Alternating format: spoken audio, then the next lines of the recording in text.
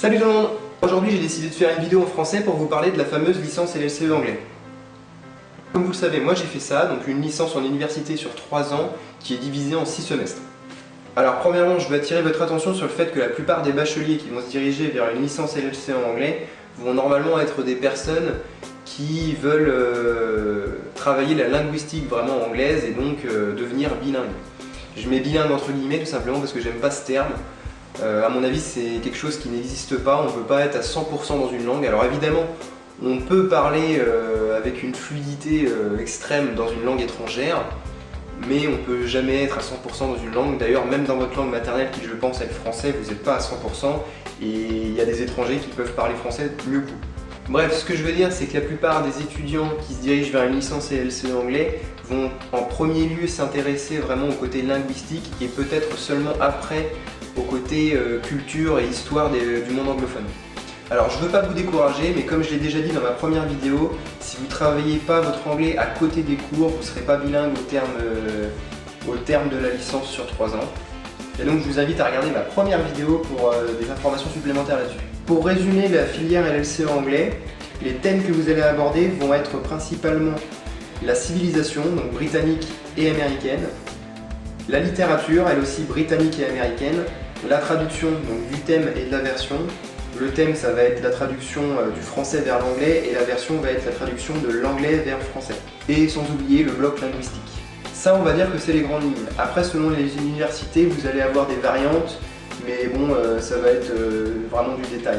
Alors la petite particularité de cette filière, c'est que vous allez devoir, sur les 3 ans, effectuer un stage d'au moins 6 semaines dans un pays anglophone. Alors rassurez-vous, c'est pas comme dans une école en alternance où vous avez besoin de trouver une entreprise pour travailler. Là, vous pouvez très bien passer 6 semaines en tant que vacancier dans un pays anglophone. Je sais pas, vous allez 6 semaines à Londres passer des vacances, et du moment que vous pouvez prouver à votre établissement que vous y avez passé 6 semaines, et ben c'est dans la poche. Vous avez juste à montrer vos billets d'avion en fait, et il vous valide votre séjour linguistique. Alors ce qu'il faut savoir, c'est que les 2 premières années vont être des années, on va dire, générales, avec des matières assez larges, si vous voulez, un panel de matières assez large. Mais c'est en 3e année que là, vous allez devoir choisir une filière. Donc vous avez 3 filières différentes. Vous avez le parcours traduction, le parcours MEF, donc ça c'est le parcours enseignement, le parcours FLE qui est le parcours français langue étrangère. Pas de panique si en 3e année vous vous rendez compte que vous avez fait une erreur et que vous avez choisi le mauvais parcours, un parcours qui ne vous convient pas, puisque si vous décidez après de continuer en master, vous avez la possibilité de changer de parcours.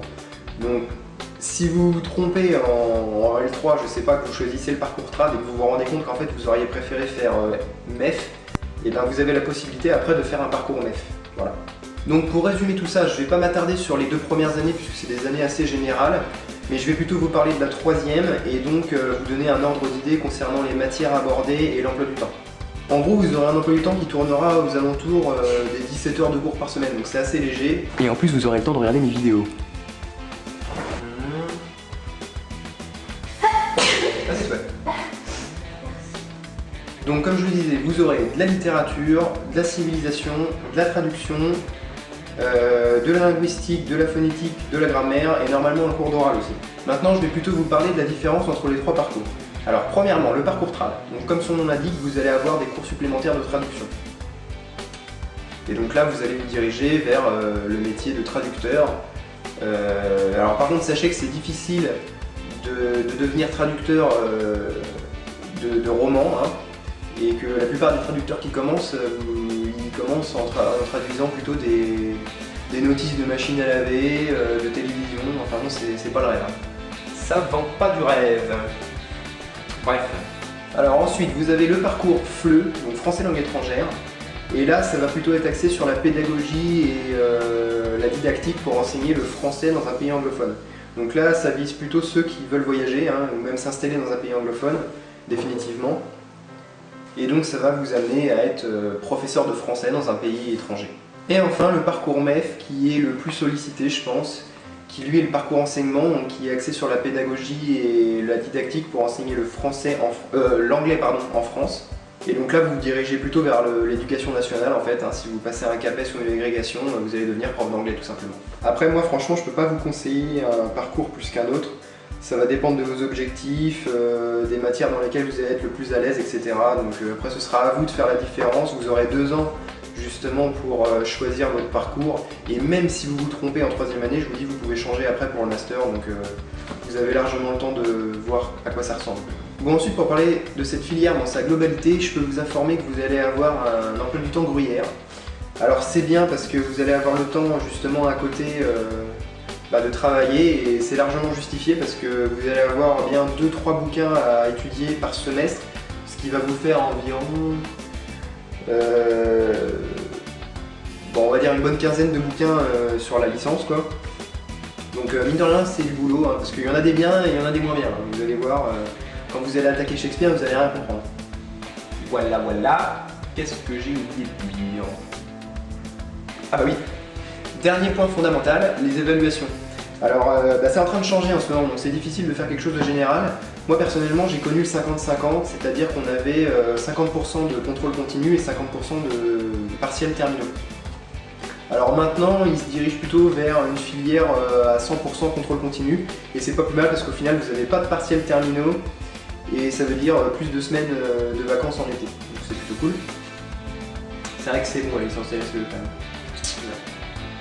C'est-à-dire que j'ai fini moi. Bref. Alors rassurez-vous, il n'y a plus besoin de valider chaque matière comme dans le temps où il fallait avoir 10 dans chaque matière pour valider le semestre. Maintenant c'est la moyenne générale qui prime. Donc il suffit d'assurer le 10 à la fin de chaque semestre et vous avez votre licence. Sans compter qu'en plus de ça vous avez des sessions de rattrapage, donc c'est vraiment accessible honnêtement.